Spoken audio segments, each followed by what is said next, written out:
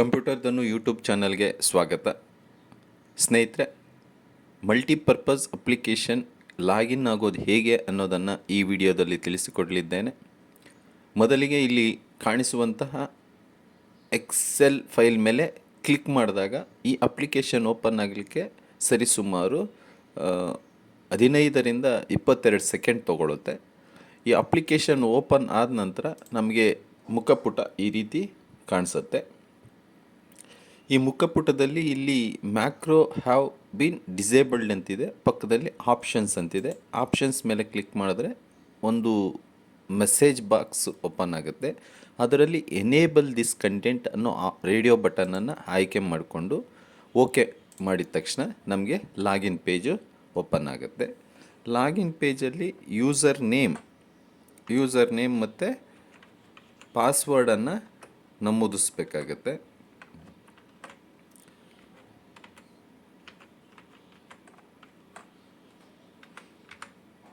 ಇಲ್ಲಿ ಮತ್ತೆ 2-3 ಬಟನ್ ಕೊಟ್ಟಿದೆ. ರೀಸೆಟ್ ಇದೆ, ಕ್ಲೋಸ್ ಇದೆ. ಸಪೋಸ್ ತಾವೇನಾದರೂ ಇಲ್ಲಿ ರಾಂಗ್ ಪಾಸ್ವರ್ಡ್ ಏನಾದರೂ ಹೊಡೆದ್ರೆ ಆಟೋಮೆಟಿಕಲ್ಲಿ ಅದು ರೀಸೆಟ್ಗೆ ಹೋಗುತ್ತೆ.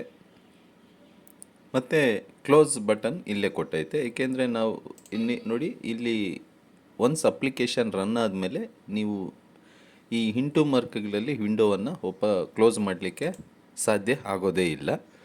ಈ ಅಪ್ಲಿಕೇಶನ್ನಲ್ಲಿರುವಂಥ ಬಟನ್ಗಳನ್ನೇ ಯೂಸ್ ಮಾಡಿಕೊಂಡು ತಾವು ಲಾಗಿನ್ ಆಗ್ಬೋದು, ಎಕ್ಸಿಟ್ ಆಗ್ಬೋದು ಅಪ್ಲಿಕೇಶನ್ನಿಂದ. ಈಗ ಲಾಗಿನ್ ಮೇಲೆ ಕ್ಲಿಕ್ ಮಾಡಿದ್ರೆ ನಮಗೆ ಮೇಯ್ನ್ ಪೇಜು ಓಪನ್ ಆಗುತ್ತೆ. ನೋಡಿರಿ, ಪಾಸ್ವರ್ಡು ರಾಂಗ್ ಇದ್ದಿದ್ದಕ್ಕೆ ಅದು ರೀಸೆಟ್ ಮಾಡ್ಕೊಂತು.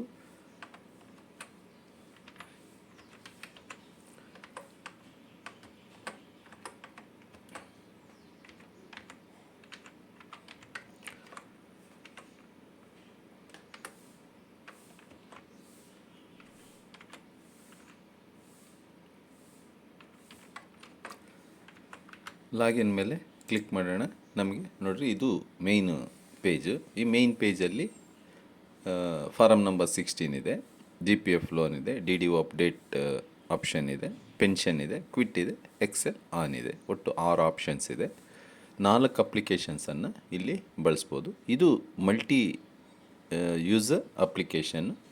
ಇದು ಒಂದೊಂದೇ ಯಾವ ರೀತಿ ಇದರಲ್ಲಿ ಕೆಲಸ ಮಾಡೋದು ಅನ್ನೋದನ್ನು, ಏನು ಆಪ್ಷನ್ಸ್ಗಳಿದೆ ಅನ್ನೋದನ್ನು ಮುಂದಿನ ವಿಡಿಯೋಗಳಲ್ಲಿ ತಿಳ್ಕೊಳ್ಳೋಣ.